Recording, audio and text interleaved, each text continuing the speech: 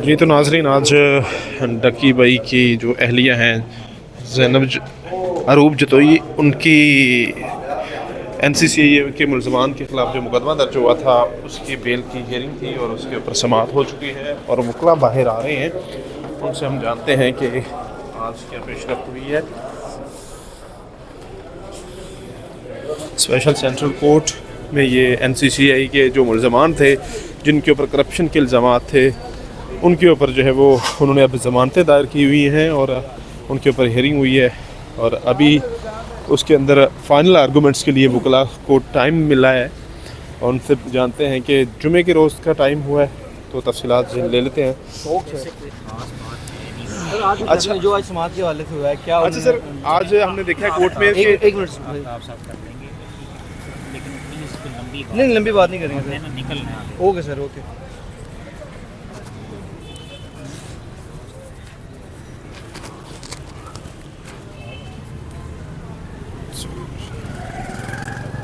लगा ले भाई। सर मैं भी लगा भाई है ना, ज़्यादा भारी हो जाए। छाती दाढ़ी अपनी जितने मर्जी लाओ, कोई मसला। सर ये बताइएगा कि आज आपकी तरफ से ये था कि हम 9 बजे आ चुके हैं, कोर्ट रूम में खड़े हैं, तो हमारी आर्ग्यूमेंट जो है वो आज हो जाए, क्योंकि दूसरे जो मुलजमान के वकील थे वो कह रहे थे कि कुछ टाइम रख लें तो हम इंतज़ार में कर लेते हैं, उसके बाद फाइनल आर्गूमेंट कर देते हैं।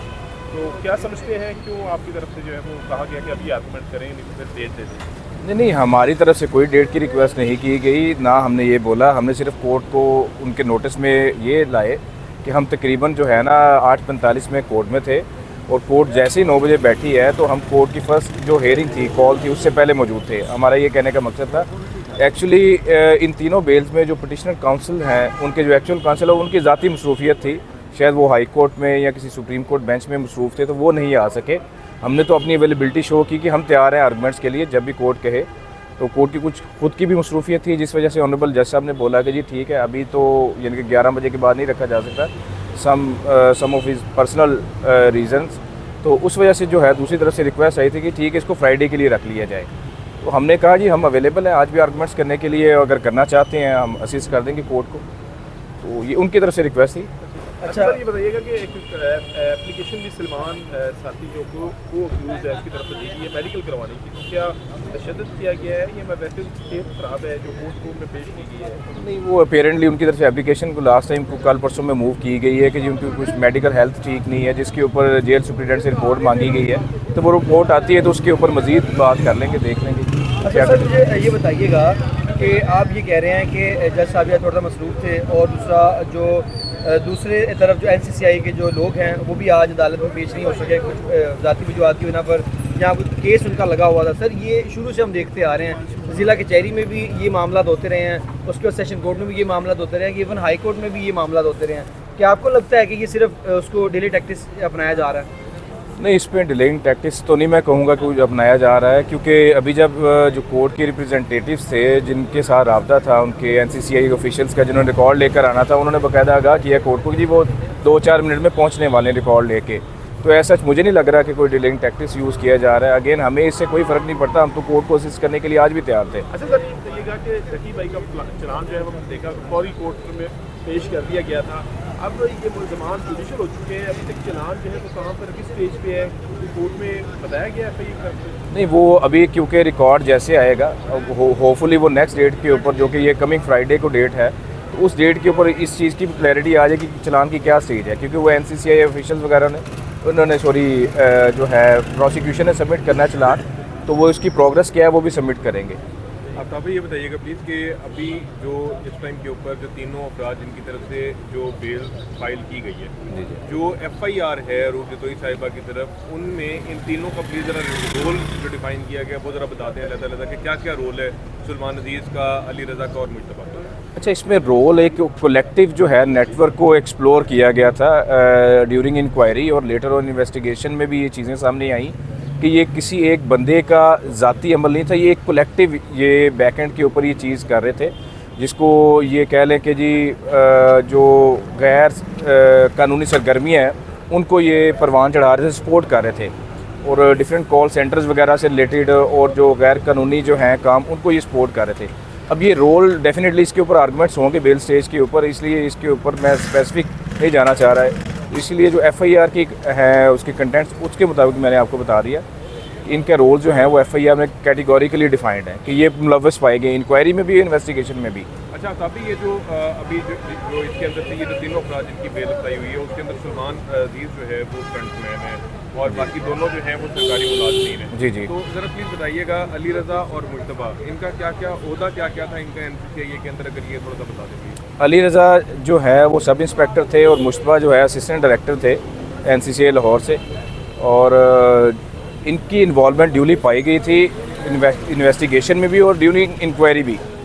इसकी वजह से इनको नॉमिनेट किया गया कि जी ये एक प्रॉपर एक कलेक्टिव ग्रुप की शक्ल में ये जो है ना सारा सरगना जो था ये मुतहरिक था, जिसमें ये मुख्तलिफ मासूम लोगों को इन्वॉल्व करके उनको हरासा करके उनसे पैसे दबाना और जो इलीगल एक्टिविटीज़ हैं उनमें ये इन्वॉल्व पाए गए हैं। अच्छा सर ये बताइएगा कि कॉल सेंटर से भी कहा गया कि मंथली लेते थे, तो कोई ऐसा कोई कॉल सेंटर से कोई लोग सामने आए हैं जिनसे ये मंथली वसूल करते थे? इस हवाले से कोई FIA की तरफ से जो है वो बाकायदा एक सुना था कि वो कॉल सेंटर में जाके कह रहे हैं कि मंथली किसी ने ली है, तो बताएं। ये चीज़ें जो हैं ये जब प्रोसिक्यूशन का रिकॉर्ड कोर्ट में आएगा उससे ये काफ़ी चीज़ें यहाँ भी हो जाएगी, क्योंकि ये वो चीज़ है जो अल्टीमेटली प्रोसिक्यूटर इस्टेब्लिश करेंगे ड्यूरिंग आर्गूमेंट्स कि उनके पास ऐसा कौन सा मटेरियल है जिसमें कोई थर्ड पार्टी जो एग्रीव्ड पर्सन थे जिनको इनकी वजह से फाइनेंशियल या वैसे इनको हरासा किया गया, वो लोग सामने आए, उन्होंने आके इनके खिलाफ अपनी आवाज़ उठाई है या कोई एप्लीकेशन दी है। अच्छा सर ये एक चीज़ मुझे बताइएगा कि कुछ इस समात के ऊपर जो मुलजिमान थे उनकी जानिब से ये बताया गया कि जो पैसे हैं ये मेरी ज़राअत के पैसे हैं, मेरी ज़मीन के पैसे हैं, वो क्या सर मामला थे वो बता दें। अभी क्योंकि मैटर इन लिटिगेशन में है, अभी आर्गूमेंट्स कंप्लीट होने हैं, इसके ऊपर पार्शियल आर्गूमेंट्स हमारी एब्सेंस में अगर कोई ऐसी चीज़ हो गई है उसका हमें इसलिए नोटिस नहीं है क्योंकि वो एट इनिशियल एडमिशन स्टेज हो सकती है ये बात ना, क्योंकि हमारे सामने आर्गूमेंट्स अभी पिछली को 2-3 डेट से जब से हमने वकालतनामा दिया है ऐसा कोई आर्गूमेंट्स नहीं रेज़ किया गया, और वकालतनामे के बाद ये उनकी तरफ से खुद से डेट्स ली जा रही हैं, हमारी तरफ से नहीं। अपनाया जा रहा है ना, ये डेट ली जा रही हैं। हमें इस पे कोई इतराज़ नहीं है। ये पटिशनर हैं, उनके काउंसल्स डेट ले रहे हैं, वो पटिशनर्स हैं जो कि अंदर जेल में हैं, जो ये चाह रहे हैं हम बाहर आना, जिसके लिए उन्होंने बेल फाइल की है। सर जैसा आपने बताया कि हम 8:45 पे कोर्ट रूम के बाहर थे, इसका मतलब है कि जो अरूब जतोई हैं वो फुल फ्लैच अपने मुलज़िमों को कहीं पे कोई रिलीफ देने के लिए कोई वीक पॉइंट नहीं छोड़ रही, यानी कि कैमरे के किताब तक पहुँचाएंगी वो। डेफिनेटली आप देखें एज अ रिप्रेजेंटेटिव्स हम यहाँ पे मौजूद हैं टाइमली, और उनकी इंस्ट्रक्शंस के ऊपर ही हैं, उनसे सारी बातें डिस्कस होती हैं, और इसमें कोई दो राय नहीं है। वो कंप्लेनेंट हैं, एग्रीव्ड पर्सन है, उन्होंने जो चीज़ें बर्दाश्त की हैं और उनका जो नज़र आता है कि जी उनको वो किस फेज़ से गुजरी हैं, तकलीफ दे मराइल से। अच्छा सर मेरा सवाल आपसे ये है कि ज़िला कचहरी के अंदर आप भी मौजूद थे, आप भी मौजूद थे, जब अदालत ने ये आपसे सवाल किया कि उसने वीडियो किस तरह अपलोड की है, आपने बताया कि वो एडिटर अकाउंट था, वहाँ से वीडियो अपलोड हुई है, कल डक्की ने फिर वीडियो अपलोड कर दिया है, तो इस पर क्या जो है आपका आंस होने वाला है ज़िला कचहरी में? अच्छा ये question again related to the trial जो कि 20 तारीख के लिए फिक्स है सैटरडे को, इसके ऊपर भी बात कर लेंगे, मेरा ख्याल उसी दिन कर लें। वो बात वही है कि जब मेन अकाउंट जो है वो सीज्ड है, वो फ्रीज है, यूट्यूब अकाउंट उनका सीज है, वो अर्निंग नहीं कर पा रहे किसी तरह से, और अपनी देखें वो लोगों तक इतने लोग उनसे कनेक्टेड हैं, किसी ना किसी तरीके से तो उन्होंने कनेक्ट रहना है।